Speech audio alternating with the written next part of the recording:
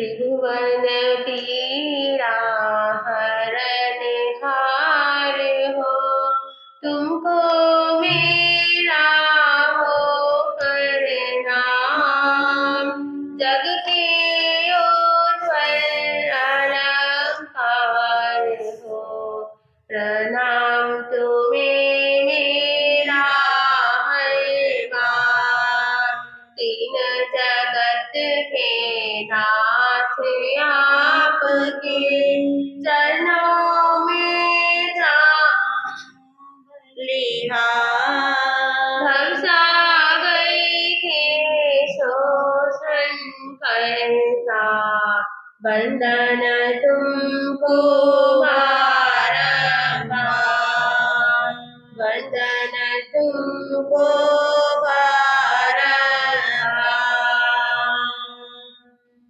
शेषवदंसी अभिभूय नानी, निरम गंधेध्यमक्षियपा। अनुतरे शबद कंसी बीजम, गंथायति ते अभयनाओ। गंथायति ते अभयनाओ। परम पिता परमात्मा शमन भगवान महावीर स्वामी के चरणों में कोटि वंदन नमन। घोर तपस्वी सदगुरुदेव स्वामी श्री रूपचंद जी महाराज साहब के चरणों में कोटि वंदन नमन। मम जीवन निर्मात्री गुरनी मैया सरल मना संथारा साधिका महासाध्वी श्री रीता जी महाराज साहब जिस भी लोक को पावन पवित्र कर रहे हैं, उनके श्री चरणों में मेरा कोटि वंदन है। गुरु चरणों में रहकर जो कुछ भी ग्रहण किया है, वह कुछ देर आपके समक्ष रखने का प्रयास करूंगी। अहंकार का भाव न रखो, नहीं किसी पर क्रोध करो। देख दूसरों की बढ़ती को, कभी न ईर्ष्या भाव करो। आपके समक्ष चर्चा चल रही थी अहंकार की, और किसकी चल रही थी? एक दिन में भूल गए आप? अहंकार और विनय की चर्चा चल रही थी। प्रभु क्या फरमाते हैं मेरी भावना में कि हमारे भीतर क्या विचार आना चाहिए? अहंकार का भाव न रखो, नहीं किसी पर क्रोध करूं। हमारी भावना हमेशा यही रहनी चाहिए। क्या होता है, थोड़ा सा कुछ भी हम सीख लेते हैं तो कितना अहम आ जाता है। प्रश्न यह होता है कि अहंकार कौन करता है? कौन अहंकार करता है? आप बताइए, कौन करता है? सभी करते हैं। इस प्रश्न का उत्तर ये है कि जो व्यक्ति अपने आप को नहीं जानता, जो अपने आप को नहीं पहचानता, जो अपने आप से अनभिज्ञ है, जो अपने आप को नहीं पहचानता, जो अपनी क्षमताओं से अपरिचित है, वही व्यक्ति क्या करता है? अहंकार करता है। थोड़ा सा धन जोड़कर अपने आप को धनी मानने लगता है। चंद शब्द सीखकर ज्ञानी मानने लगता है। एक कोठी बना ली, बंगला बना लिया, गाड़ी ले ली, तो क्या सोचता है? अहंकार आ जाता है कि मेरे पास क्या है? सब कुछ है, सर्वगुण संपन्न हूँ, सारी चीजें, सारी सुख सुविधाएं उपलब्ध हैं। जैसे सागर में एक बूंद है, बूंद यदि यह मान बैठे कि मैं ही सागर हूँ, क्या एक बूंद सागर हो सकती है? जब अनेकों बूंदें मिलती हैं, तभी क्या होता है? सागर होता है। तो व्यक्ति क्या करता है? अपने आप को बूंद मात्र होकर भी सागर समझ बैठता है। एक व्यक्ति है, वह यदि वह विचार करे कि मेरे द्वारा ही क्या चल रही है, ये कंपनी चल रही है, मेरे से ही सब कुछ हो रहा है, क्या एक व्यक्ति अकेला कंपनी चला सकता है? चला सकता है? नहीं चला सकता। जब अनेक व्यक्ति मिलते हैं, जब उनका पूरा समूह होता है, तभी क्या चलती है वह कंपनी चला करती है। हम रूप का भी अहंकार करते हैं, अपने शरीर का भी करते हैं। ये जो शरीर है, यह जो काया है, ये क्या है? काया मिट्टी है, एक दिन मिट्टी में मिल जानी है। इसका अहंकार भी नहीं करना। कितने मुफलिस हो गए, कितने तवंगर हो गए, कितने मुफलिस हो गए, कितने तवंगर हो गए, खाक में जब मिल गए तो सब बराबर हो गए। प्रभु क्या फरमाते हैं कि हमें अपने जीवन में किसको लाना है? विनय को लाना है। यदि हमें प्यास लगी है, घड़ा रखा हुआ है, पानी भरा हुआ है, तो हमें अपनी प्यास को शांत करने के लिए क्या करना पड़ेगा? झुकना पड़ेगा। यदि हम झुकेंगे नहीं तो क्या हमारी प्यास शांत हो जाएगी? प्याऊ लगा हुआ है, बहुत प्यास लग रही है, तो प्याऊ के पास क्या करना पड़ेगा? जाकर झुकना पड़ेगा। यदि भूख लग रही है, भोजन की थाली रखी है, कितने पकवान रखे हैं, पर यदि हमें अपनी भूख को शांत करना है तो क्या करना पड़ेगा? मेहनत करनी पड़ेगी, झुकना पड़ेगा। यदि हम जीवन में झुकेंगे नहीं तो हम कुछ भी प्राप्त नहीं कर सकते। यूनान के प्रसिद्ध संत दार्शनिक हुए हैं। वे बहुत ही सरल स्वभाव के संत थे, बहुत ही सच्चे, बहुत ही ज्ञानी ध्यानी वे संत थे। एक दिन वे किसी गांव में गए। जब वह गांव में पहुंचे, वहां एक जमींदार आया। जब वह जमींदार उनसे मिलने आया, कहते हैं ना, व्यक्ति की चाल ढाल बता देती है कि व्यक्ति किस प्रकार का है। बोलने से तो बाद में पता चलता है, पर व्यक्ति जब सामने से आता है तो उसकी जो चाल ढाल होती है, उससे क्या हो जाता है? संतों को ज्ञान हो जाता है। जैसे ही वे जमींदार आया, संत के आगे हाथ जोड़कर प्रणाम तो कर रहा है, पर क्या है? उसके भीतर में अहंकार है, अकड़ा हुआ है, खड़े खड़े ऐसे प्रणाम कर रहा है।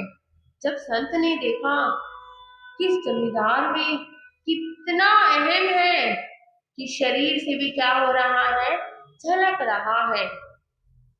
कहने लगा, आपने मुझे पहचाना? आप मुझे जानते हो? वैसे तो सभी मुझे जानते हैं, मेरा दूर दूर तक नाम क्या है? प्रसिद्ध है इस गांव में। कोई व्यक्ति, कोई बच्चा ऐसा नहीं है जो मुझे नहीं जानता। संत देख रहे हैं, सुन रहे हैं उसकी बातें। कहने लगा, आपको कोई भी कार्य हो तो आप मुझे जरूर बताना, और मुझे आपसे क्या लेना है? थोड़ा सा ज्ञान लेना है, थोड़ी सी धर्म चर्चा करनी है। संत सोच रहे हैं कि धन का तो अहंकार होता है, पर इसके अंदर किसका भी है? जो जमीन जायदाद है, जो जमींदार है, उसके पास बहुत ज्यादा जमीन है, उसका भी इसे क्या है? अहंकार है। संत कहने लगे, धर्म चर्चा बाद में करेंगे, पहले तुम जाओ और विश्व का मानचित्र लेकर आओ। वह जमींदार गया, विश्व का मानचित्र लेकर संत के पास आ गया। इधर संत भी बैठे हैं और इधर वह जमींदार भी बैठा है। संत उसमें कुछ खोज रही है। कहने लगा, आप क्या खोज रहे हैं? मैं आपकी आपकी मदद करा देता हूँ। संत उसमें यूनान खोज रहे थे। उस जमींदार ने भी मदद कराई तो वह यूनान भी मिल गया। फिर वह कुछ और खोजने लगे। जमींदार कहने लगा कि अब क्या खोज रहे हो आप इसमें, जो आपको खोजना था यूनान वह तो मिल गया। संत कहने लगे मैं इस यूनान में ये गांव खोज रहा हूँ और इस गांव में जो तेरी जमीन जायदाद है मैं उसको ढूंढ रहा हूँ। वह जमींदार कहने लगा। जब उसने बात सुनी तो वह एक बार झेप गया कि संत क्या कह रही है। इस विश्व के मानचित्र में यूनान ही तो मिलेगा, क्या कोई गांव, कोई जमीन, कोई बंगला कुछ मिलेगा। संत कहने लगे कि जो तेरा प्रश्न था तूने स्वयं ही उत्तर दे दिया। मैं भी तो यही कहना चाहता हूँ, मैं भी तो यही कहना चाहता हूँ। फिर इतना अहंकार किस लिए करते हो। क्या जो तेरी जमीन जायदाद है, क्या जो तेरा धन है वह क्या तेरे साथ जाएगा। यह शिक्षा उसके लिए नहीं, यह शिक्षा हमारे पे भी लागू होती है। हम इतना अहंकार करते हैं, कुछ भी साथ जाने वाला नहीं है। हम परिवार के लिए सारा दिन लगे रहते हैं ना सारा दिन। कभी अपने लिए सोचा, कभी अपने लिए समय निकाला। हमें क्या करना है, अपनी आत्मा को देखना है, अपनी आत्मा को जानना है। प्रभु महावीर स्वामी यही फरमाते हैं कि हमें किसी भी चीज का अहंकार नहीं करना। कुछ भी साथ जाने वाला नहीं है, सब कुछ यहीं रह जाएगा। फिर भी व्यक्ति क्या करता है, कितना अहंकार करता है, सारा दिन हाय हाय करता रहता है, सारा दिन लगा रहता है, फिर भी क्या नहीं हो पाता, क्या नहीं कर पाता, अपने लिए समय नहीं निकाल पाते। हमारे पास 24 घंटे होते हैं, पर थोड़ा सा समय, कम से कम 48 मिनट तो हमें अपने लिए भी निकालने चाहिए।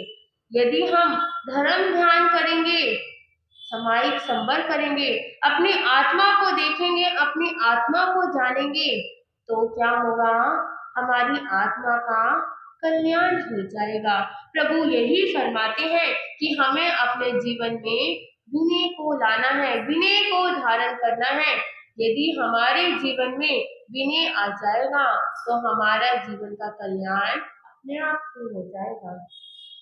आज घोर संयमनिष्ठ महासाध्वी श्री श्रीमती जी महाराज साहब की पावन स्मृति दिवस है। वे जिस भी लोग को पावन पवित्र कर रहे हैं, उनके श्री चरणों में हम कोटि कोटि वंदन नमन करते हैं कि उनका आशीर्वाद हम सब पर बना रहे। इसी के साथ साथ आज श्रवणी गौरव प्रज्ञा ज्योति प्रवचन प्रभाविका मौसी गुनानी डॉक्टर श्री शिवाजी महाराज साहब की दीक्षा जयंती है। वैसे तो आप सभी जानते ही हैं उनको, कैसा उनका जीवन था। बहुत ही सरल, बहुत ही क्या थे, हमेशा प्रसन्न रहा करते थे। चाहे कोई बच्चा हो, चाहे कोई वृद्ध हो, हमेशा क्या करते रहते थे, मुस्कुराते रहते थे। बहुत ही सरल स्वभाव था। जब भी वे देखा करते थे बड़े खुश हुआ करते थे। जब भी समय समय पर उनसे मिलना हुआ करता था तो बच्चों के साथ बच्चे और बड़ों के साथ बड़े बन जाया करते थे। बहुत ही अल्प आयु में वह इस संसार से अलविदा हो गए, पर उनकी यादें आज भी हम सब के दिलों में जिंदा है। तो यही प्रार्थना करते हैं कि वे जिस भी लोक में है, अपना आशीर्वाद, अपनी कृपा दृष्टि हम सब पर और अपने शिष्य परिवार पर और आप सभी पर बनाए रखें। उनके श्री चरणों में हम कोटि कोटि वंदन नमन करते हैं। इन्हीं शब्दों के साथ